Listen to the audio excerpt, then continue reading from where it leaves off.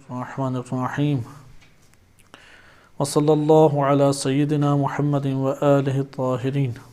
اللہم صل علی محمد وآل محمد۔ سورہ یونس آیت نمبر 96، ارشاد باری تعالی ہوتا ہے ان الذین حقت علیہم کلمۃ ربک لا یؤمنون، کہ آپ کے رب کے کلمات ان کے اوپر چونکہ حق بن گئے وہ ایمان نہیں لائیں گے۔ یہ ہمارا سلسلہ گزشتہ آیات کے ذیل میں چل رہا تھا کہ جناب موسیٰ علیہ السلام اور ان کا ٹکراؤ فرعون سے ہوا، اور فرعون کو اللہ نے عبرت کا نمونہ بنا دیا، اور عبرت کا نمونہ بنانے کے بعد کلام یہاں پہ تبدیل ہوا، اور یہ ذکر کیا گیا کہ اللہ نے بنی اسرائیل کو بہترین ٹھکانوں پہ رکھا۔ وَلَقَدْ بَوَّأْنَا بنی اسرائیل مبوأ صدق، بہترین جگہوں پہ، یعنی زندگی کے اعتبار سے بھی بہترین، اور اب تو فرعون مر گیا، خطرہ بھی ختم ہو گیا، اور اپنے علاقوں میں منتقل کر دیا۔ لیکن اس کے بعد کیا ہوا؟ نعمات کے آ جانے کے بعد کیا ہوا کہ انہوں نے اختلاف کیا، حتی جاءہم العلم، علم آ جانے کے بعد جب اختلاف ہوا تو پھر وہ منتشر ہو گئے، پراگندہ ہو گئے۔ اختلاف توڑ دیتا ہے۔ اجتماعی دنیا کا ایک بہت اہم اسلوب، اور وہ انسان حکیم انسان شمار ہوتا ہے، باشعور بابصیرت انسان شمار ہوتا ہے جو اس حکمت کو جانتا ہے، اور وہ حکمت کیا ہے؟ اختلاف کو ختم کرے۔ اختلاف کا ہونا اگر امام معصوم و حجت الہی اور ان حجج میں افضل ترین حجت یعنی نبی صلی اللہ علیہ وآلہ وسلم بھی ہوں تو اختلاف امت کو پراگندہ کر دے گا۔ اور اس کی سب سے بڑی مثال کہ تاریخ بشریت میں شاید ہی کسی مارکے میں اتنی عظیم ہستیاں ایک جگہ پہ جمع ہوں، وہ غزوہ احد ہے۔ وہ غزوہ احد ہے۔ نبی صلی اللہ علیہ وسلم موجود ہیں، امیر المومنین علیہ السلام موجود ہیں، جناب حمزہ سید الشہداء وہ موجود ہیں، اور بدر کے مجاہدین وہ موجود ہیں، اور بدر کا ایک رعب اور دبدبہ بھی موجود ہے، لیکن وہاں پہ امیر کی اطاعت نہ کرنے کی وجہ سے اور مال کی حرص کی وجہ سے وہاں پہ دیکھیں مسلمانوں کو شکست ہو گئی۔ نبی صلی اللہ علیہ وسلم کے دندان مبارک شہید ہوئے، سید الشہداء جناب حمزہ برے طریقے سے شہید کر دیے گئے۔ اس لیے عقل مندانہ ترین حکمت وہ نزاع کو ختم کرنا ہے، کیونکہ اگر اختلاف برپا ہو گیا امت منتشر ہو جائے گی۔ ایک جگہ بھی اسی طرح ہے، ایک گھرانہ بھی اسی طرح ہے۔ اکڑنا تو آسان ہوتا ہے، میں نہیں کرتا۔ لڑنا تو آسان ہوتا ہے، ضد باندھ لینا آسان ہوتا ہے۔ وہاں پہ صبر کر کے اپنے وجود کو بٹھا دینا یہ مشکل ہوتا ہے۔ اس لیے سقیفہ میں جب حق امیر المومنین علیہ السلام سلب کر لیا گیا تو امیر المومنین علیہ السلام نے بھیجا، وہاں پہ جا کے جھگڑا نہیں کیا، وہ عمل انجام دیا کہ جو اس وقت اسلام کی بقا اور امت اسلامیہ کی بقا کا سبب تھا۔ لہذا اگر شخصی طور پہ امام علی علیہ السلام اس میں کود پڑتے تو پھر تو کوئی مشکل نہیں تھی، اختلاف جنم لے لیتا، امت میں مزید اختلاف جنم لیتا۔ روم پہلے اوپر چڑھا ہوا تھا، وہ اور مسلمانوں کو پسپا کر دیتا۔ ابھی خیبر کے یہودی اور اطراف کی آبادیاں تازہ تو آزاد ہوئی تھیں، وہ پھر سر پکڑ کے آ جاتے۔ 1 سال یا 2 سال گزرے تھے مکہ کو فتح ہوئے وہ مشرکین پھر کھڑے ہو جاتے۔ کہاں پہ پھر وہ جھگڑا کرنے والے رہتے؟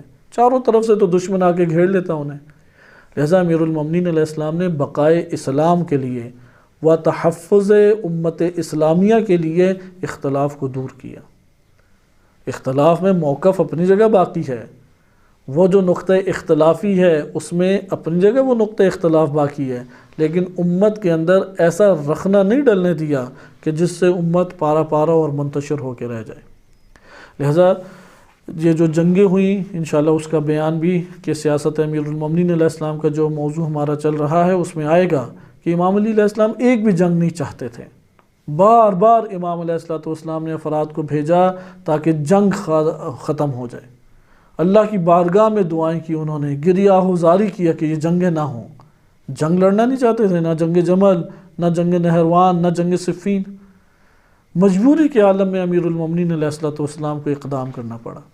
لہٰذا بنی اسرائیل کی یہ مثال بہت واضح ہے کہ مبوّع صدقین، اللہ نے بہترین جگہوں پہ رکھا، اور ان بہترین جگہوں سے انتہائی پستی کے ساتھ وہ تباہ و برباد ہوئے، ان بہترین جگہوں سے۔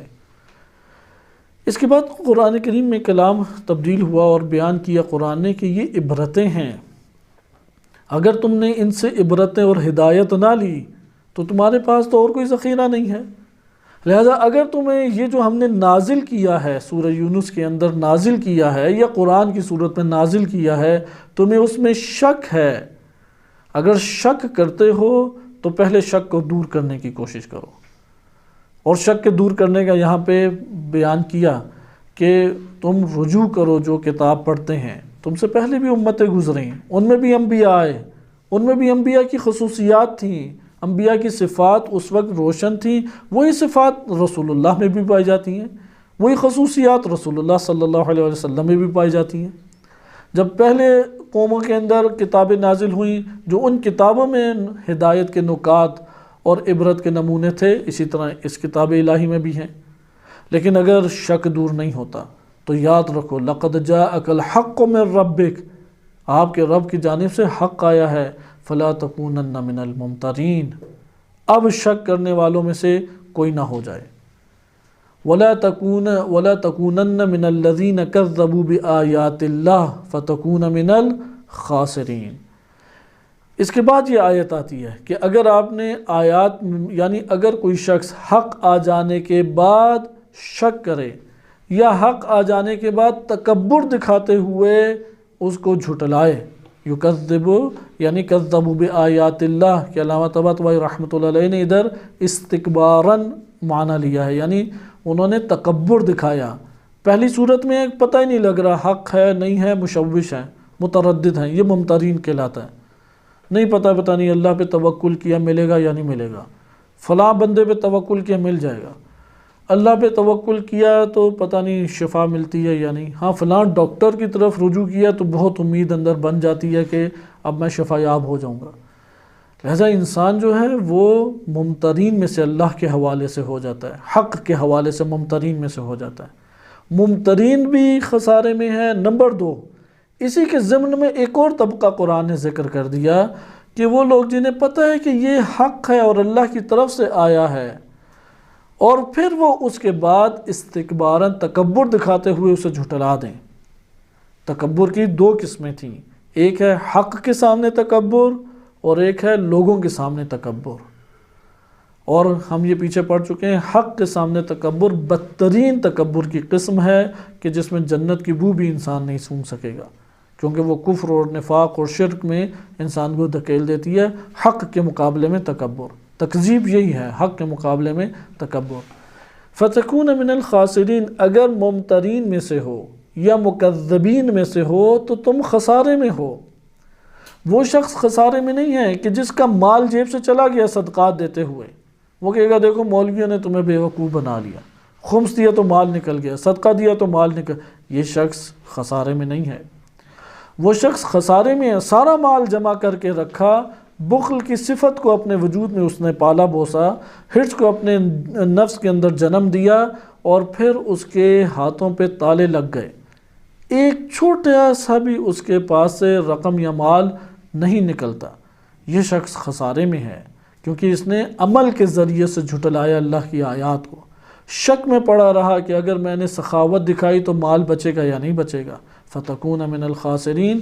اس کے بعد تیسری جو ہمارے پاس آیت ہے، ان الذین حقت علیہم کلمۃ ربک، کہ آپ کے رب کے جو کلمات ہیں وہ ان کے اوپر حق بن گئے، لا یؤمنون، یہ اب ایمان نہیں لانے والے۔ آیت اللہ طباطبائی رحمۃ اللہ علیہ فرماتے ہیں کہ یہ جو آیت نمبر 96 ہے، 96 جو آخر میں آ رہی ہے، یہ اوپر والوں کی تعلیل ہے، علت بیان کر رہی ہے، یعنی ترتیب اس طرح سے ہوگی کہ ان لوگوں نے چونکہ ایمان نہیں لائے، ایمان نہیں، خسارے میں کیوں ہیں؟ اولاً ترتیب آپ دیکھیں، انہوں نے تکذیب کی، تکذیب کیا سبب بنتی ہے؟ ایمان نہ لانے کا۔ اگر ایمان نہ ہو تو وہ خسارے کا سبب بن جاتا ہے۔ خسارہ کیوں خسارہ کہلائے؟ کیونکہ ایمان نہیں ہے۔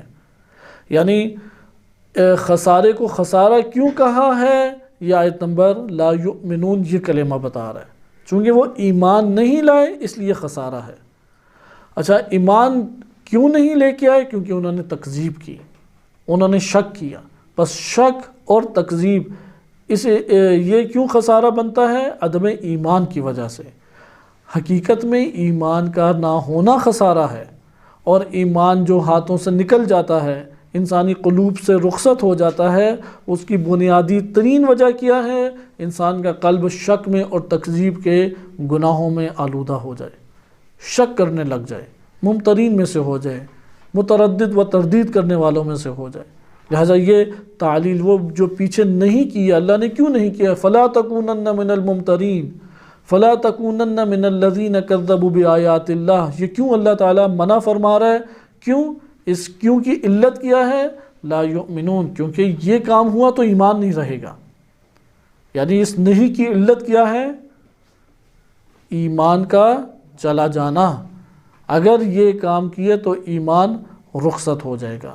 اس جگہ پہ ہم اپنے پہلے والے کلام کو مکمل کریں کہ ہم احادیث مبارکہ سے اسی کے ضمن میں استفادہ کر رہے تھے، کیونکہ تفصیلی ہماری گفتگو گزر چکی ہے کہ انسان کی زندگی میں کیا خسارہ ہے۔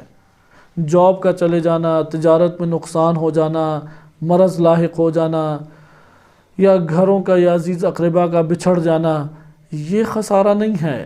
اسے قرآن نے کہیں خسارہ نہیں کہا۔ یہ تو انسان کے ساتھ ہونا ہی ہونا ہے۔ چار نہ چار موت آئے گی تو کیا ہوگا؟ یہی کام تو ہوگا۔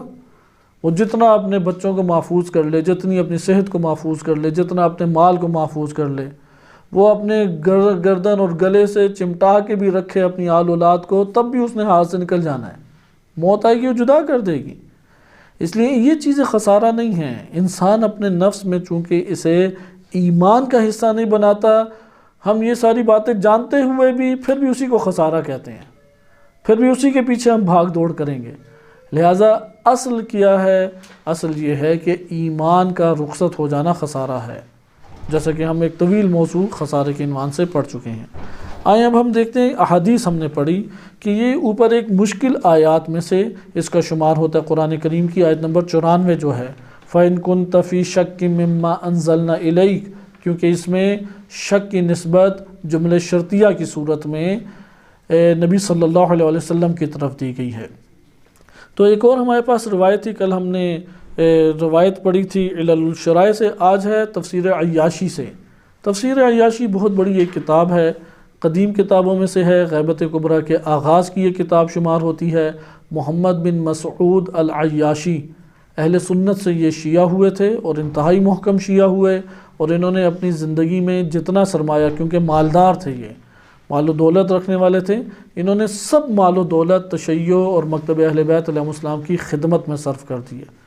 اپنی بہت بڑی درسگاہ بنائی، صبح و شام وہاں پہ طلاب استفادہ کرتے تھے، اور انہی کے ان فیوضات کی وجہ سے بعض آثار ہم تک پہنچے۔ واقعاً انسان بعض اوقات یہ سمجھتا ہے کہ انسانی شکموں تک چند نوالے پہنچا دینا یہ بڑی خدمت ہے، یا بڑے بڑے کاروبار کھول لینا یہ بڑی خدمت ہے۔ یہ بات ذہن نشین کر لینی چاہیے کہ ایک درس گاہ کا کھولنا گویا کہ فیکٹری کا کھول دینا ہے آپ کو۔ ایک درس گاہ کا کھولنا، ایک دینی مدرسے کا قیام گویا کہ اس علاقے میں آپ نے ایک فیکٹری لگا دی۔ ایک مسجد کا قیام گویا کہ ایک فیکٹری آپ نے ادھر لگا دی، پھر ادھر سے بندے نکلیں گے، وہی مرکز بن جائے گا، وہی جگہ بنے گی، اسی سے امیدیں بن جاتی ہیں۔ لٹریچر نکل سکتا ہے، افراد نکل سکتے ہیں، کسی کے لیے کوئی جائے پناہ نہ ہو وہ ایک جائے گزین اس کے لیے بن جاتی ہے۔ لہذا اس حکمت کو ان کی زندگی میں ہم ملاحظہ دیکھتے ہیں کہ تفسیر عیاشی میں محمد بن مسعود عیاشی انہوں نے اپنے سب آثار پھر اس کے بعد جمع کیے اور اپنی پوری زندگی علم اور فنون اور مکتب اہل بیت علیہ السلام کی خدمت میں لگائی۔ تفسیر عیاشی میں جو روایات ہیں، کیونکہ زمانہ امامت کے بالکل ساتھ کے یہ مفسر ہیں، تفسیر قمی کے بعد سب سے قدیمی ترین تفسیر ہمارے لیے یہ بن جاتی ہے تفسیر عیاشی، تو اس وقت لکھنے کا مسئلہ چھوٹا مسئلہ نہیں ہوتا تھا، مشکل سے لکھائی ہوتی تھی۔ آج تو بال پوائنٹ ہیں، ٹائپنگ ہے، اس وقت تو وہ قلم ہی بڑی مشکل سے آتا تھا، سیاہی اور صفحہ بنانا، پھر اس کا سنبھالنا، ایک بہت صعوبتیں تھیں، اور واقعاً انہوں نے جہاد کیا ہے۔ یعنی اس تنگ دست ماحول اور زمانے میں انہوں نے اتنے آثار لکھ دیے کہ آج ہم اپنی کاپیوں پہ وہی آثار نہیں اتار سکتے۔ تفسیر عیاشی کی روایات آج کاپی پہ لکھتے ہوئے ہمارے ہاتھوں میں درد شروع ہو جاتا ہے، اور انہوں نے ان حالات میں ان باتوں کو لکھا۔ جیسے ہم یہ بات جانتے ہیں، آج ہمیں روایتیں کیسی یاد ہوتی ہیں، تو تب انسان اللہ کا شکر ادا کرتا ہے کہ پروردگار تو نے اس دور میں پیدا نہیں کیا، ورنہ میرے وجود سے مکتب تشیع ہی ختم ہو جاتا۔ وہ آدھی روایتیں آتی ہیں، آدھی بھول جاتی ہیں، تو تب انسان کو پتہ لگتا ہے ہمیں بعد میں ہی پیدا ہونا چاہیے تھا۔ اس وقت وہ ہستیاں پیدا ہوئیں کہ جن کا علم سے صحیح شغف تھا، حافظے ان کے قوی تھے، محنت اور زحمت اٹھانے والے یہ شخصیات تھیں، اور انتہائی محنت انہوں نے کی۔ تو عیاشی جو کتاب ہے تفسیر عیاشی، اس میں بڑی نادر قسم کی روایات آئی ہیں، یعنی اس طرح کی روایات ہمیں بعض دیگر کتابوں میں نہیں نظر آتی، اور بڑی خوبصورت روایات ہیں اور پرمعانی اور معارف سے بھری ہوئی۔ لیکن تفسیر عیاشی لکھتے ہوئے انہوں نے اس کے دو نسخے کر لیے، ایک میں انہوں نے سندیں لکھی تھیں اور دوسری میں سندیں ہٹا کے مختصر کر دیا تاکہ لوگوں تک پہنچنے میں آسان رہے۔ اور افسوس کی بات یہ ہے کہ وہ تفسیر عیاشی جس کی روایات کی سندوں سمیت روایات تحریر کی گئی تھیں وہ ہم تک پہنچی ہی نہیں، وہ زمانے کی نظر ہو گئیں، اور وہ جو نسخہ جس میں سندیں لکھی نہیں گئیں وہ ہم تک پہنچ گئیں۔ اس لیے وہ ساری روایتیں ادھر سے شروع ہوتی ہے، قال الامام صادق مثلا، قال محمد بن علی الباقر علیہ السلام۔ تو وہ وجہ بنتی ہے کہ تفسیر عیاشی کی پھر روایات قابل تحقیق قرار پا جاتی ہیں۔ اگر دیگر کتب سے ان کے شواہد مل جائیں صحیح سند ہیں، نہیں ملتے تو اس کی پر ضعیف کا حکم لگایا جا سکتا ہے، یا قرائن اور شواہد اکٹھے کر کے اس کی صحت کا اہتمام کیا جائے۔ یہ اس درس کے اسنا میں تفسیر عیاشی کا آپ کے سامنے مختصر سا تعارف پیش ہو گیا، کیونکہ تفسیر عیاشی بہت نادر اور خوبصورت تفسیر ہے، اور روایات جو اس میں وارد ہوئی ہیں واقعاً کسی اور جگہ اس طرح سے ہمیں موجود نظر نہیں آتی۔ یہ روایت بھی تفسیر عیاشی میں ذکر کی گئی ہے، اور تفسیر عیاشی نے امام رضا علیہ السلام تک اس میں سند کے صرف 2 راوی ہی ذکر کیے ہیں، جیسے میں نے بتایا اختصار پیش نظر تھا اور سندیں ہٹا دی گئیں، یا اکا دکا انہوں نے راوی ذکر کیا۔ کہتے ہیں کہ محمد بن سعید اسدی نے بیان کیا ہے کہ موسیٰ بن محمد بن رضا علیہ السلام، امام تقی علیہ السلام کے بیٹے رضا، سوال یہاں پہ ایک پیدا ہوتا ہے، امام تقی علیہ السلام کے 1 سے زائد بیٹے تھے یا نہیں تھے؟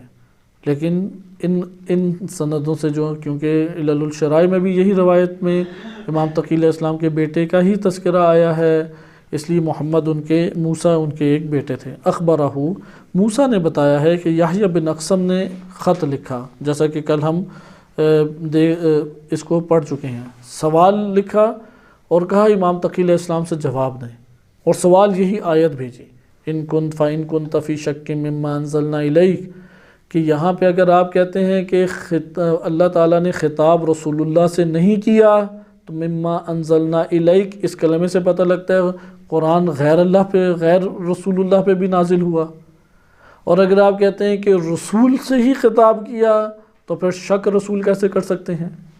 تو امام علیہ السلام نے اس کا پھر ایک تفصیلی جواب دیا، اور اس کا آخری حصہ وہ یہ تھا، کیونکہ کل وہی رہ گیا تھا۔ اس دور میں نے آپ کی خدمت میں ذکر کیا، لوگ سوچتے اس طرح سے تھے کہ نبی جو ہے وہ ایک ایسی ذات ہونی چاہیے، انہیں نہ بازاروں سے چیزیں خریدنے پڑیں، نہ ان کو درد و تکلیف ہو، نہ انہیں مرض لاحق ہو، نہ گھر میں کبھی غربت آئے، نہ انہیں کوئی کسی قسم کی بچوں کی ٹینشن اٹھانے پڑے۔ یہ شخص کوئی نبی ہونا چاہیے یا ملائکہ میں سے آنا چاہیے۔ مشرکین مکہ بھی یہ سوچتے تھے، اور ان سے پہلے والے کفار بھی اسی طرح کا تفکر رکھتے تھے، اور یہ سبب جہالت کا سبب ہے، یعنی عدم معرفت نبی و عدم معرفت امام، وہ سبب بنتی ہے اس طرح کی سوچوں کا۔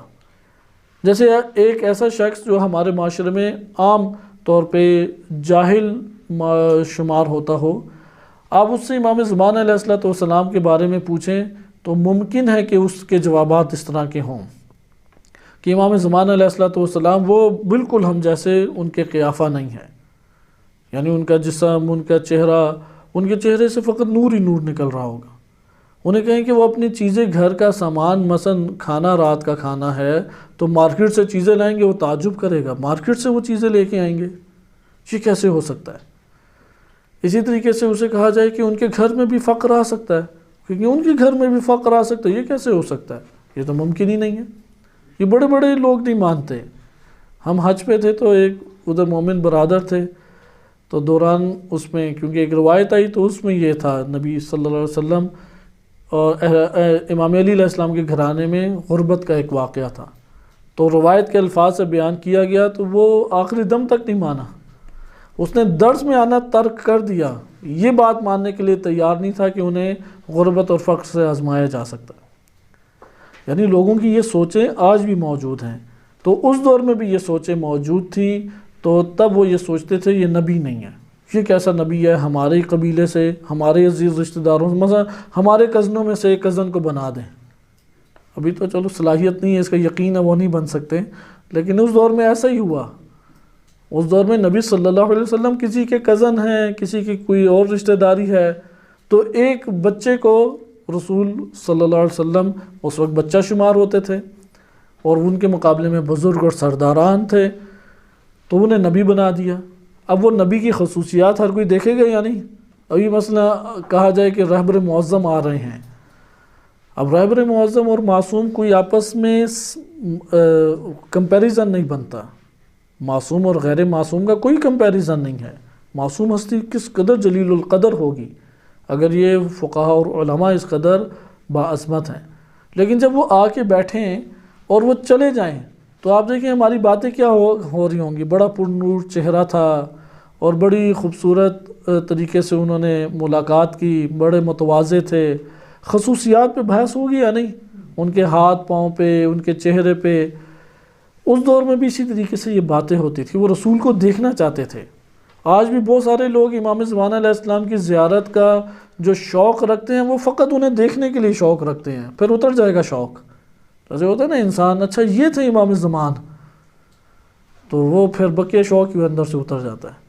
ایک ہے محبت کی وجہ سے، جیسے ماں اپنے بیٹے کو دیکھنا چاہتی ہے، وہ جیسی بھی ہو، فرق نہیں پڑتا، وہ بچہ جیسا بھی ہو، ماں مسلسل بچے کو دیکھنا چاہتی ہے، کیونکہ وہ محبت کے آئینے سے دیکھ رہی ہے۔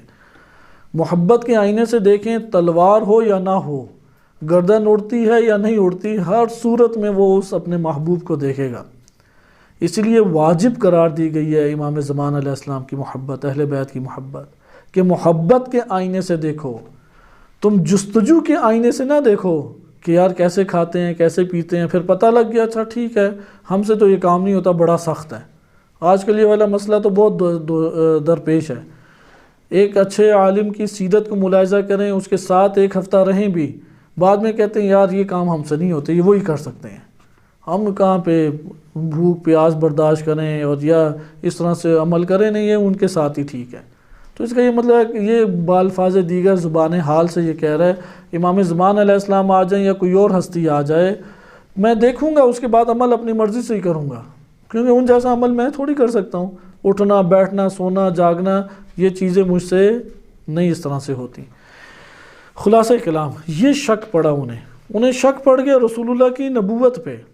جیسے امام زمان علیہ السلام کو دیکھا اور غیر معمولی چیز اب اسے کوئی نظر نہیں آ رہی، نہ کوئی نور دکھائی دے رہا ہے، نہ معجزے دکھائی دے رہے ہیں، چیزیں خریدنے بازار جا رہے ہیں، تو ادھر کیا اسے شک پڑ جائے گا یہ امام زمان علیہ السلام ہیں یا نہیں ہیں؟ اور یہ والے ہمیں واقعات مسلسل ملتے ہیں۔ مثلا صلح حدیبیہ، مسلمانوں کی اکثریت تھی کافی زیادہ، تلواریں ان کے ہاتھوں میں تھیں، وہ جا رہے تھے مکہ کی طرف، تو راستے میں مشرکین کا گروہ آ گیا، کہا ہم صلح کرنا چاہتے ہیں، جنگ لڑنا ہی نہیں چاہتے۔ اب رسول اللہ طاقت میں تھے اور اب عمرہ کرنا بھی چاہتے تھے، تو وہاں پہ ترک کیا اور صلح کر لی، اور صلح کی شرائط میں بھی وہ حاکم نظر آ رہے تھے، مشرکین کا موقف اور ان کی جو شرائط ہیں وہ گویا کہ زبردستی منوائی جا رہی ہیں، ایسا اظہار تھا۔ تو یہاں پہ خلیفہ دوم کھڑے ہو گئے۔ اہل سنت کتب میں کہتے ہیں جتنا آج مجھے شک ہوا ہے رسول اللہ کی نبوت میں، اتنا کبھی شک نہیں ہوا۔ لہذا ایسا مورد آتا ہے کہ جس انسان کو جس جہت سے معرفت حاصل نہ ہو وہاں پہ شک پیدا ہو جاتا ہے۔ اس لیے کہا جاتا ہے کہ معرفت حاصل کریں امام زمان کی۔ ان کے لیے بھی یہی مسئلہ تھا، وہ دیکھتے تھے رسول اللہ اچھا چلتے کیسے ہیں، یہ پھر دیکھتے ہیں ہماری اتنا ہی ٹانگوں پہ چل رہے ہیں، نہ زمین سمٹ رہی ہے کہ طی الارض ہو جائے، نہ ہوا میں اڑ کے جا رہے ہیں کہ چلو کوئی غیر معمولی چیز نظر آئے، پھر آ کے کہتے تھے یہ سنگلاخ آپ نے چٹانیں مکہ کی دیکھی ہیں؟ جو مکہ چاہے تب بھی پتہ لگ سکتا ہے کیسی سنگلاخ چٹانیں ہیں وہ، یعنی زندگی میں آپ نے اتنی سخت چٹانیں نہیں دیکھی ہوں گی۔ وہ مشرکین کہتے تھے یا رسول اللہ آپ ادھر آخر انگور کے باغات کیوں نہیں اگا دیتے؟ انگور ہی نہیں کھائے ہم نے ایک عرصے سے، یہ گندم وغیرہ ساری باہر سے لانے پڑتی ہے، وہ کیوں نہیں آپ ادھر لگا دیتے؟ ایسے ہوتا ہے نا کہ کچن ہمارا ہمیشہ ہی کھلا رہے، کہ کچن میں کوئی پابندی نہ لگائیں، بقیہ ٹھیک ہے۔ تو وہ اپنا آس پاس ہمیشہ ایک کچن ہی دیکھنا چاہتے تھے، انگور بھی لگے ہوں، انار بھی آمادہ ہوں، گندم بھی اگی ہوئی ہو، بھیڑ بکریاں ادھر چر رہی ہوں۔ تو وہ یہ رسول اللہ سے گویا کہ دنیا کو جنت بنانے کے تقاضے کرتے تھے۔ یہ ساری مطالبات ہیں انسانی وجود میں عدم معرفت کی وجہ سے۔ اس جگہ پہ جب یہ بات آئی تو نبی صلی اللہ علیہ وسلم نے اس روایت کے مطابق، اس روایت میں الفاظ ہیں کیونکہ کل اسی آخری حصے کی تشریح اور اس بات کی تشریح نہیں ہو سکی تھی، یعنی یہ مطالبہ کیوں کیا گیا اس کا سبب جاننا بہت ضروری ہے، وإلا یہی مطالبہ ہمارے نفس کے اندر بھی رہ جائے گا۔ یہ مطالبہ مشرکین کی وجہ سے اس لیے کیا گیا، یعنی شک رسول اللہ صلی اللہ علیہ وسلم کی نبوت اور ان کی تعلیمات جو قرآن کی صورت میں آئیں، اس پہ شک کی بنیادی وجہ کیا تھی؟ عدم معرفت۔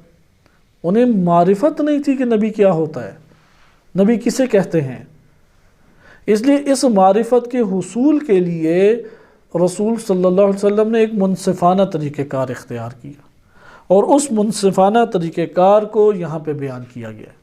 واضح ہوئی آپ کے لیے، یعنی یہ وہ روایات کے زمرے میں یہ وہ تفسیر ہے جو روایات کے ذیل میں آ رہی ہے۔ وہ جو علمی قواعد کے ذیل میں تھی وہ ہم پیچھے پڑھ چکے ہیں، صرف یہ روایت والا حصہ ہمارا ادھورا رہ گیا تھا۔ تو روایت ہمیں بتا رہی ہے کہ وہ اپنی عدم معرفت کی وجہ سے نبی صلی اللہ علیہ وسلم کو ظاہری طور پہ دیکھا کرتے تھے۔ وہ دیکھتے تھے ہاتھ سے ہی کھا رہے ہیں، وہ لباس پہنتے ہیں، اچھا درد بھی انہیں ہوتا ہے، گرمی سردی بھی برداشت کرنے پڑتی ہے، تو کوئی ایسی خصوصیت انہیں نہیں دکھائی دی اپنے اور رسول اللہ کے درمیان، اور کہا کہ ما ھذا بشر مثلنا، یعنی یہ کیا ہے کہ یہ تو فقط و فقط ہماری طرح ایک ہماری مثل بشر ہی ہیں، ان میں تو کوئی خصوصیت نہیں ہے۔ اب آئیں آگے، رسول اللہ صلی اللہ علیہ وسلم وہاں پہ معجزات کے ذریعے سے کوئی انہوں نے یقین نہیں دلایا، ایک منصفانہ طریقہ کار جو دائرہ بشریت کے درمیان رہتے ہوئے ہو اس کو آشکار کیا، اور وہ کیا تھا کہ تم لوگوں کا یہ سوال اس وجہ سے ہے، یعنی وہ اعتراض کرتے تھے پھر اگر تم نبی ہو تو بازاروں میں کیوں چلتے ہو؟ اگر نبی ہو تو ہماری طرح کیوں کھاتے پیتے ہو؟ ہماری طرح تمہیں کیوں گرمی سردی لگتی ہے؟ اگر تم نبی ہو تو تمہیں ہی بھیجنا تھا، اللہ نے بھیجنا ہے تو فرشتوں کو بھیج دیتا۔ یہاں پہ رسول اللہ نے منصفانہ طریقہ کار کے اختیار کیا، کہا کہ تمہارے پاس معرفت نبی کی نہیں ہے کہ نبی کسے کہتے ہیں۔ گزشتہ انبیاء گزرے ہیں یا نہیں گزرے؟ کیونکہ اسماعیل علیہ السلام کے تو معتقد تھے یہ سارے کے سارے مشرکین، وہ تو عبادت میں کفار مکہ کس میں شرک کرتے تھے؟ یہ موضوع پہلے سورہ یونس کی آیات میں گزر چکا ہے کہ ان کا شرک عبادت میں بالخصوص ہوتا تھا، اور ایک نوع شرک ان کا رزق اور خالقیت کے مسئلے میں بھی، ربوبیت میں بھی شرک ہوتا تھا۔ یہ دو شرک وہ کرتے تھے، وَإِلَّا اللہ کو تو واحد مانتے تھے، وہ کہتے تھے اللہ ایک ہے، کوئی اس کے علاوہ الہ نہیں ہے، لیکن وہ اللہ کے مد مقابل بتوں کو بھی لائق عبادت قرار دیتے تھے، یعنی بندگی کس کی کرتے تھے؟ بتوں کو بھی لائق بندگی شمار کرتے تھے۔ بندگی فقط اللہ کے ساتھ مختص ہے، کسی اور ذات کے ساتھ ہو ہی نہیں سکتی، اس لیے اللہ کے ساتھ بندگی مختص ہے۔ اس لیے مشرکین مکہ ایسا نہیں ہے کہ وہ نبوت کا سرے سے انکار کر دیں۔ ابراہیم علیہ السلام وہ انہی کے اجداد میں سے تھے، اسماعیل علیہ السلام قبیلہ قریش ہی پھیلا ہوا تھا مکہ کے اندر، اس لیے نبی صلی اللہ علیہ وسلم نے وہاں پہ اہل کتاب بھی موجود تھے، تو اہل کتاب کے ذریعے سے انہوں نے استدلال قائم کیا کہ آؤ میں تمہیں بتاؤں کہ نبی کیسا ہوتا ہے۔ اس لیے کہا کہ اگر تمہیں اس میں شک ہے جو اللہ نے مجھ پہ نازل کیا، کیونکہ میرے اور تمہارے درمیان بنیادی ترین فرق کیا ہے کہ میری شخصیت اور ذات اس قدر بلند ہے کہ اللہ سے وحی لے سکتی ہیں، اور تم لوگ اس کے مقابلے میں یہ بلندی نہیں رکھتے۔ نہ کہ یہ فرق ہے کہ میں کچھ اور کھاؤں گا تم کچھ اور کھاؤ گے، میں زندگی کسی اور طرح بسر کروں گا، تم کسی اور طرح بسر کرو گے۔ قرآن نے یہ ضابطہ واضح دے دیا، اگر زمین پہ فرشتے ہوتے تو اللہ فرشتوں کو نبی بنا کے بھیجتا، نہ بشر کو۔ زمین پہ چونکہ بشر ہیں اس لیے بشر سے ہی انبیاء اور رسول اور آئمہ آئیں گے۔ لہذا اب یہاں پہ منصفانہ آپ طریقہ کار دیکھیں، کہا کہ آؤ چلتے ہیں جو کتاب پڑھتے ہیں، یعنی گزشتہ آسمانی کتابیں ہیں یا نہیں؟ انہوں نے اقرار کیا بالکل آسمانی کتابیں ہیں۔ یہاں پہ روایت بیان کرتی ہے رسول اللہ مباہلہ کر سکتے تھے ان سے، اور کہہ سکتے تھے نبی صلی اللہ علیہ وسلم آؤ مباہلہ کرتے ہیں، میں بھی دعا کرتا ہوں اللہ کے سامنے، تم بھی اپنے بتوں کے ذریعے سے دعائیں پہنچاؤ، تم بھی اپنے بتوں کو دعاؤں کے لیے بتوں کی پوجا کرو، دونوں دعا کرتے ہیں، پھر دیکھتے ہیں کس کی دعا قبول ہوتی ہے۔ تو روایت کہتی ہے کہ مباہلے کی دعوت رسول اللہ نے نہیں دی، کیونکہ اس صورت میں حتمی مستحق لعنت کون قرار پاتے؟ یہی مشرکین۔ اسے نبی صلی اللہ علیہ وسلم نے ان مشرکین سے مباہلے کی دعوت قبول نہیں کی۔ ادھر مباہلے کی دعوت عیسائیوں سے کیوں قبول کی؟ کیونکہ وہ کتاب مانتے ہیں، رسول اللہ کو ایسے ہی جانتے تھے جیسے اپنے بیٹوں کو جانتے ہیں، اس لیے ادھر مباہلہ کیا، لیکن مشرکین کے ساتھ مباہلہ نہیں کیا۔ اس لیے اس روایت میں وارد ہوا ہے کہ اگر رسول صلی اللہ علیہ وسلم مباہلہ کرتے تو پھر وہ لوگ مباہلے میں جواب نہ دے پاتے۔ اچھا اب کیا ہوا؟ مباہلہ نہیں کیا، منصفانہ طریقہ کار۔ وہ کیا تھا کہ آؤ ہم چلتے ہیں اہل کتاب کے پاس، وہ بھی آسمانی کتابیں پڑھتے ہیں اور ان آسمانی کتابوں میں گزشتہ انبیاء کا تذکرہ وارد ہوا ہے، آپ ان انبیاء کے تذکرے کو پڑھیں اور دیکھیں کہ وہ بازاروں میں جا کے چیزیں اور خرید و فروخت کرتے تھے یا نہیں۔ وہ خرید و فروخت کرتے تھے، کھاتے پیتے تھے یا نہیں؟ کھاتے پیتے بھی تھے۔ تو اس سے پتہ لگ جائے گا کہ نبی کی وہ صفات جو آپ نے قرار دی ہوئی ہیں، جیسے آج کے دور میں ہم کہہ سکتے ہیں آپ نے جو امامت کی صفات ساری قرار دی ہوئی ہیں اور خیالی ایک امامت بنائی ہوئی ہے، یہ آپ کا اپنا نظریہ ہے، وہ جو اللہ نے امامت اور نبوت قرار دی اس کی خصوصیات جدا ہیں۔ اس طرح سے یہ پھر آخر کلمات ہیں روایت کے، وَقَدْ عَرَفَ أَنَّ نَبِيَّكُمْ مُوَدٍ عَنْهُ رِسَالَتَهُ، اس طرح سے پہچان لیا کہ تمہارے نبی اپنی رسالت کو اللہ کی جانب سے ادا کرنے والے ہیں، وما هو من الکاذبین، اور رسول اللہ جھوٹے نہیں ہیں، وکذالک عرف النبی، اور اس طرح نبی کو بھی معلوم ہو گیا اور واضح ہو گیا انہ صادق فیما یقول، وہ جو کہتے ہیں وہ سچے ہیں، کیونکہ تورات انجیل میں اسی طریقے سے تحریر ہے۔ ولکن احب ان ینصف من نفسہ، رسول کو بھی معرفت تھی میں سچا ہوں، اور اللہ کو بھی پتہ تھا کہ اس کے رسول وہ صداقت کے ساتھ پوری رسالت کو ادا کرنے والے ہیں، نہ اللہ کو شک تھا نہ رسول کو شک تھا، لیکن ولیکن احبا، لیکن رسول نے یہ پسند کیا ان ینصف من نفسہ، وہ اپنے نفس میں انصاف کرتے ہوئے ایک طریقہ کار کو وضع کریں۔ وہ یہ کر سکتے تھے کوئی اور طریقہ کار وضع کریں، لیکن انہوں نے ایک منصفانہ طریقہ کار وضع کیا اور بتایا کہ ماضی میں جو انبیاء گزرے ہیں تم ان کی خصوصیات جاؤ اہل کتاب جو کتاب پڑھتے ہیں ان سے پوچھو، تمہارا یہ شک وہ زائل ہو جائے گا۔ باقی ہمارے پاس ایک دو روایتیں ہیں اور وہ سب روایتیں تکراری روایتیں ہیں۔ انشاءاللہ آیت نمبر 96 جو قرآن کریم کی آیت ہے ان الذین حقت علیہم کلمات ربک لا یؤمنون، اس کو ہم احادیث کی روشنی میں اگلے درس میں ملاحظہ کریں گے۔ صلی اللہ علیہ سیدنا محمد وآلہ الطاہرین۔